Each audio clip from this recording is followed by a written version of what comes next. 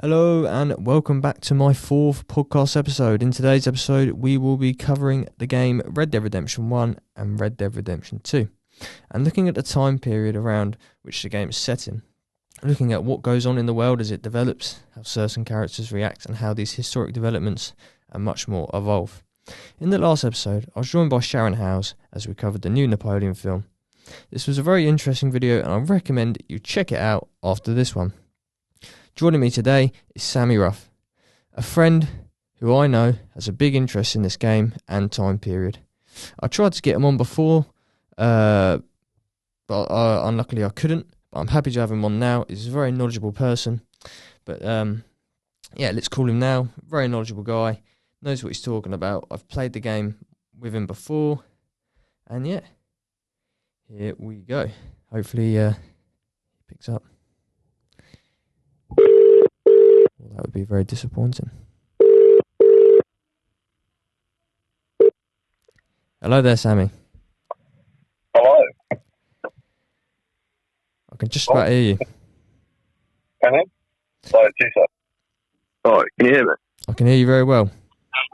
Good. It's good. How are you? I'm very well, thank you. How are you? I'm good. Good, thank you. Do you have a glass of water at hand? I do. Thank you very much. Prepare ourselves for this very interesting dive into the video game Red Dead Redemption. Of course. Thank you very much for having me on. No problem. So you've played this game? I have done, yes. Did you play both Very of good them? game. The original and the new one that came out in 2018? I obviously have played the second one. I've completed the second one. The first one, I've played a little bit of it. I've not played too much, but I'm hoping to play more in the future. So. Yeah.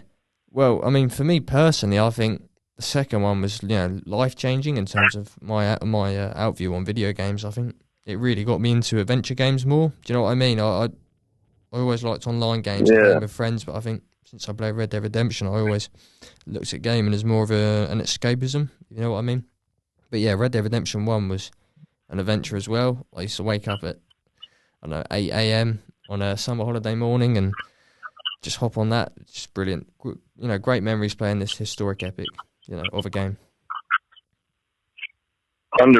Yeah, I'd say the second Red Dead Redemption is probably one of my favourite games, obviously, because of the story mode and the development for it. You see the characters and just the whole free roam aspect and graphics and everything. It's just a beautiful game, really. So it probably is my favourite.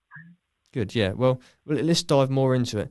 So obviously, we see a lot of things, in the game that that develop as the game goes on, because this game it's about the American dream and how this group of people, vigilantes, outlaws, their outlook on it, and they view the American dream as something where they can do what they want. Because, as long as they have the American dream, they can do what they want. They can rob as much as they want because they believe that is their right as part of the American dream. But, I think the interesting thing about Red Dead Redemption is the time it's set at the end of the Wild West, this decline and, rise of government agencies and everything's changing. What are your thoughts on just that development that we see in 1899 in Red Dead Redemption 2 and then 1911 in Red Dead Redemption 1? Well, I think that was one of the main points of the game, if I'm honest. Obviously, you start in 1899 and it's still quite Wild West. It's quite old-fashioned. It does feel like that, doesn't it, around certain parts of the map? Yeah, definitely. Yeah, compared to the 1907 at the end of the game, obviously you can see how villages and stuff have progressed. Like from off the top of my head, Valentine, very old fashioned. But obviously, towards the end of the game, it's obviously they're building a lot more and starting to expand quite a bit. Yeah, because in Red Dead Redemption 2, it jumps to 1907, and obviously a lot of the buildings have changed. Yeah, definitely. You see that development, and I think an interest, on the topic of Valentine, that used to be an Indian burial ground, and they say that is haunted. And what I love about this game is that both of the games, they explore indigenous people. Do you know what I mean? 100%. Yeah. Also, they play a big part towards the end of the game as well. The tribes. Oh yeah, definitely. Yeah, because there's that big when they attack that factory, when the Indians are charging in, and then the gang have to go in and save Rainsfall Sun, and wow, what a game. But I think interestingly about that is that Dutch is the leader of this gang, and he's a very interesting character because he is the driving point for the gang's ambitions. He's the one who inspires them to keep doing what they're doing.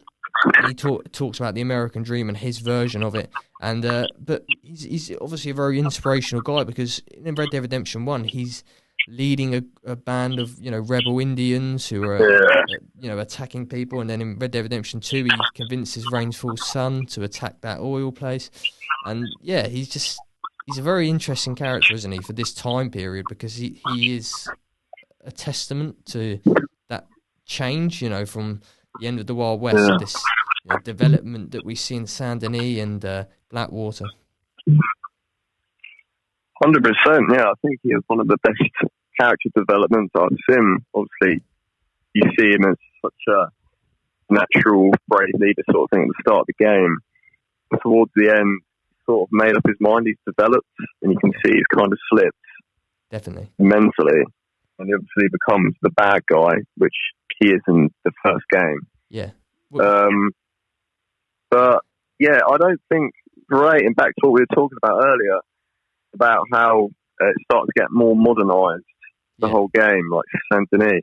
I don't think he ever wanted to be in that modern sort of era. Obviously, he wanted to move to Tahiti and live on a farm. Yeah. Or whatever, but he never wanted to move to like a big city or whatever. And he just wanted an easy life. Yeah, and maybe that's because, you go to Saint Denis, you go to Blackwater, and people are working. They're being employed, working for people. He views them as slaves. He thinks that they're slaves, and that's why he gets on so well with the indigenous people, because he believes in this, kind of equal right thing, even though he's a villain, and that's obviously what convinces the Indians to act up in Red Dead Redemption 1. But yeah, oh my god, yeah, just incredible. And Dutch, he only goes to Saint Denis once, and that's when he robs a bank, or obviously goes there another time to rob a different bank. But that's just not his environment. Do you know what I mean? And obviously he can't be too high profile anyway because the gang's on the run in the second game. Yeah. It just, when I see him in like Saint Denis, it doesn't look like his environment. Do you know what I mean? But whereas when I see him in Valentine and all the camps and stuff like that, he fits in so well. It kind of helps his figure. Do you know what I mean? 100%, yeah. Yeah, and I think the reason. Yeah, he was quite a character, quite an amazing, brilliant character. Yeah, and I think that's why we enjoy the game so much, because I think that these characters are a bit of us. Do you know what I mean? Do you know what I mean? Red Dead Redemption, we all want to be someone, and we see these game characters and we think we don't want to be like them, but we want to have a story where we have a redemption. But a redemption is not always a good thing, and that's seen in this game because redemption in this game is violence. Do you know what I mean? It's not repelling your sins or something like that, doing something good. It's redemption, as in using violence to seek vengeance for the redemptions caused by people earlier on in the games. And do you know what I mean? It's an interesting concept. Very interesting. I think that was obviously the whole point with everything, like the eras and the characters. It was about change and development, really. I think that's what they were going for, because it's so like and realistic. So. And there's no better example of that than John Marston and Arthur Morgan. Yeah. I think with John Marston, when we first meet him in Red Dead 2, definitely. Yeah. He's a very shallow character. We hear that he's been off. He left the gang for a bit. He left his son and wife, and girlfriend at the time, Abigail, and then he comes back, and then over time we see him in Red Dead 2. He develops. Jack gets taken. You can see his anger, his frustration that his son's taken, even though before that we thought he didn't really care. And then, obviously, by the time we get to the end of the game, 1807 in Red Dead Redemption 2, he's the John Marston that we know from Red Dead 1, this kind of cold, violent guy. He's trying to seek the American dream for freedom and opportunity for his family, but keeps getting pulled back in by the government. He's a family man in Red Dead Redemption 1. In Red Dead Redemption 2, he kind of wants to distance himself from the gang at times, you know what I mean? think the whole reason he developed so well from Red Dead 2 to Red Dead 1 was obviously because of Arthur's death, I believe. Oh, yeah. So he realises there's much more to life than violence, which is why he ends up becoming a catalyst, more of a family man. Yeah, well, he becomes a catalyst. So he ends up caring more for people around him, whereas he didn't. Yeah, definitely. And I think I think that's interesting as well, because when we heard that there's going to be a new protagonist for Red Dead Redemption 2, we kind of thought, oh, this is weird. You can't really replace John. Do you know what I mean? And then Arthur's ended up being this kind of turning point for John. Do you know what I mean? That builds up to the game that we know from when me and you were younger. You know, Red Dead Redemption 1. Arthur was that turning point. Yeah. You know, I'm really happy. I think Red Dead Redemption 2... I think it was very well written on how they did it. Just so well written. It's incredible. And I spoke about this with Seb on my first episode. You know, we were talking about Assassin's Creed 3 and how the game kind of immerses you in that time period. You know, you feel the American Revolution in that game. And in this game, you really feel, like, more than ever, because it's such a modernised game. The HD graphics are incredible. And, you know, you really feel immersed in that decline of the Wild West and this, you know, revolution of, you know, seeing more industrial stuff around, you know, on the West Coast, and, you know, where it's obviously, well, central United States, and, you know, like where Saint Denis is in real life, and that development that kind of crossed over from the East. Do you know what I mean? Yeah. But yeah, honestly, I couldn't be happier with a game like Red Dead Redemption. Yeah. I think 100%. Yeah. But did you have a chance to try out the online features? I did. Red Dead 2, obviously. Again, I think it's really well written. I really enjoy it. Well, it's quite fun because it gives us, you know, it improves over time. Obviously, it wasn't. It wasn't good at first. No, it wasn't. But no, try that life sort of thing. The whole it is. Yeah, it's quite fun. I camp remember teacher and all that. Well, I remember at Christmas, me and you were actually playing blackjack in Red Dead Redemption online. Like, we were sitting in Blackwater pub just playing, and it was fun. It was a good laugh. Yeah. Yeah. Celine. Yeah. Yeah, and that made my Christmas, honestly. It was a lot of fun, that game. You know. Well, yeah. Some of the many great features of it. Yeah, it's incredible. But yeah. Look, lastly, before we bring this episode to an end, that I've really enjoyed. This has been great because I absolutely love Red Dead Redemption. And I know you do, so it's great to talk about it with a friend. It's brilliant. But my last question is, what are your expectations in terms of like a historic setting, or, you know, a place around the time? For like a Red Dead Redemption 3, obviously we know that it's set around this time period, 1899 to 1914, when Red Dead Redemption 1 ends. What time period could you see next for maybe a Jack Marston game, or maybe a grandson of John Marston, or just what could you see coming next out of this game series?